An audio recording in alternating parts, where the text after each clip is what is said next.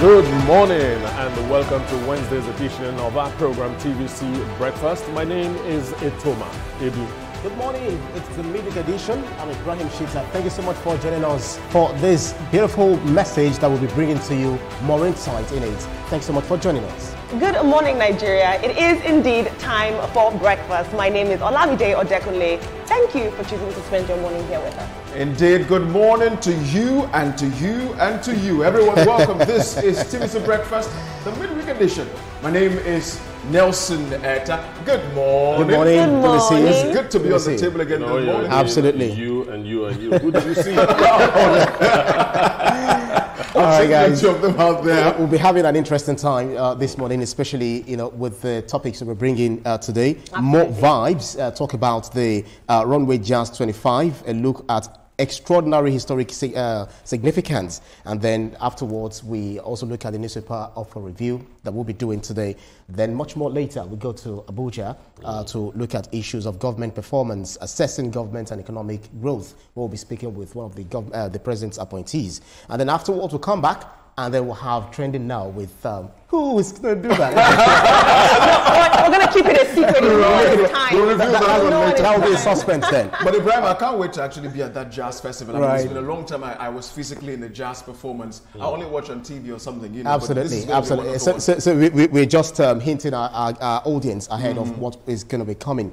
So, all right, let's start off with a fire outbreak on Tuesday, which brought business activities within Afriland Towers in the Marina area of Lagos Island to an abrupt end. Workers occupying the building were seen attempting to escape through the window of the 7-story building as smoke billowed. Zahid Aribisala has more on the story. It was an unusual day in the Marina area of Lagos Island. The Afriland Towers, located on Broad Street, became the center of attention as thick black smoke billowed from the building, sending occupants scrambling for safety. The 7-story building, which houses offices of several organizations, quickly emptied out as workers rushed to escape the growing chaos. And from this up, we are rescuing people. From that, the first guy that made an attempt to jump from up to down was escaped. But the second person couldn't make it because his leg hit somewhere, and the thing freeing him. He fell. He didn't get on the foam that we kept for him. He fell on the ground. Me myself, I brought out 2 people myself from the 5th floor to downstairs. According to an official from the Federal Fire Service, the smoke was traced to the basement of the building. We got to this place, we made the fire at the basement, just limited to the inverter battery and one Sena car and a bike. So we were able to control it. To the victim we have upstairs is as a result of smoke. Because it was an inverter, there is a thick smoke going up. That is how it's supposed to be because of it involved battery. And I imagined when this particular car entered the basement of the Afriland Towers right here on Broad Street, it was sparkling clean, at least at this side of the vehicle. But when the fire started and the smoke went up onto the 7th floor, as we understand, the workers who were in that building had to inhale the smoke before they were rescued, before some of them had to make their way out. And for context, the thickness of this smoke is what some of them had to soak in. So when the smoke started fleeing up to the 7th floor, so everybody was now running helter-skelter.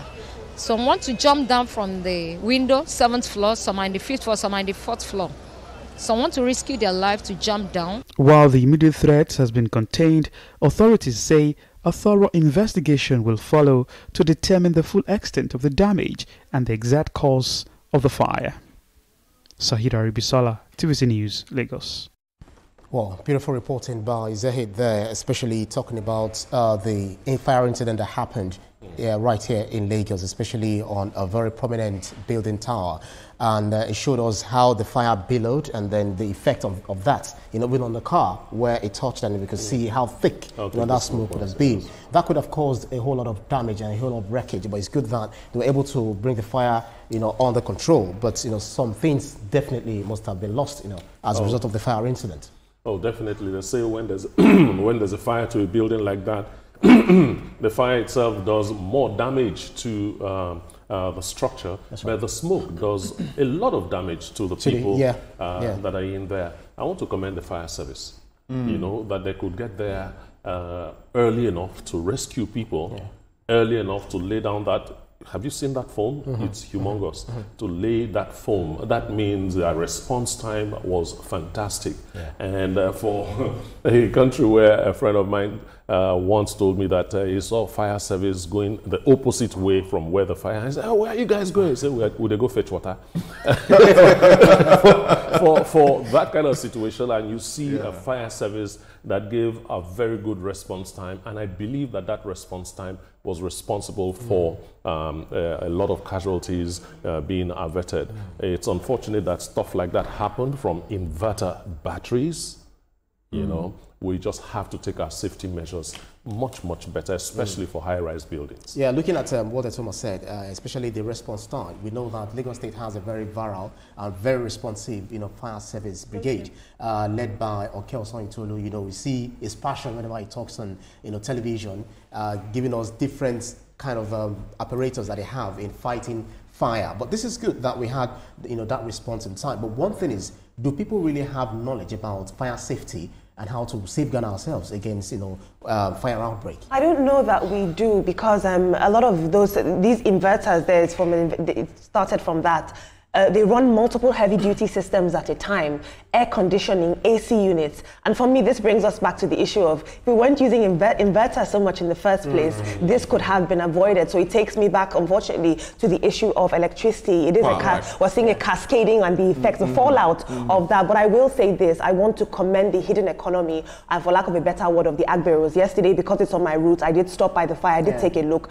They were helping people, they were sharing their wares, handing out food from their own invoice, handing out water. The hidden economy of these people in that Marina, Balogun area, that Marina, it was wonderful to see these people that are usually touted as street boys coming out and showing support for their community. But I will say this, there needs to be better reliable evacuation systems and escape routes. I do commend the fire service at Toma, as you said, but there need to be better escape routes should the fire service ever fail us. That's what I will say, but it's glad that there were no actual fatal casualties. And I think buildings also have to install safety measures, train their staff whenever there's fire. I remember working with one of the media organizations right here in Lagos, somewhere at Alagbado, when fire happened, precisely AIT. The guy who happens to be a sports journalist, and then he didn't have his eyes. He was the first to come down from that building, because of course he had always navigated the path, so he knows where to follow. So he was the first to come down from that building, and thank God no life was lost at the time. So this one that we are having this conversation on, and there's a whole lot of lessons for us as a result of this incident. Yeah, indeed. First of all, we need to again commend the fire service of Lagos State, the prompt and the swift response that they bring to the table each time. Because I've also been at the fire incident that happened some time ago in Ilupeju. The fire service were already there before I even got there as a reporter, to bring details of what happened. And so the Lagos State, fire service, we need to commend them for always responding. However, at individual levels, at company levels, at family levels, we need to be able to put, security measures in place.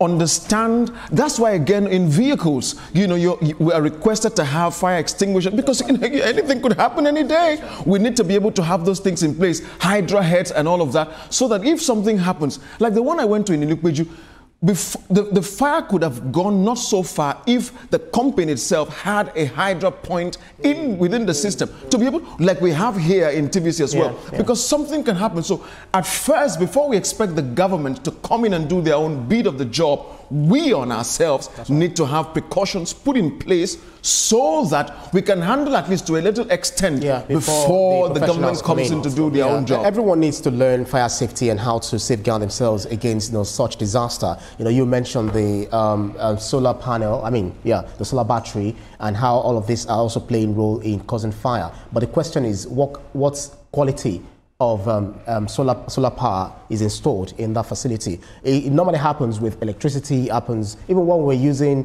what we know as shakabula. I don't know what that means. That lantern. I wasn't born then. No, you were born. You were born, actually. All right, that's about it. Let's move on. We'll take a breather and return for the newspaper review with Nelson, who is poised for this segment.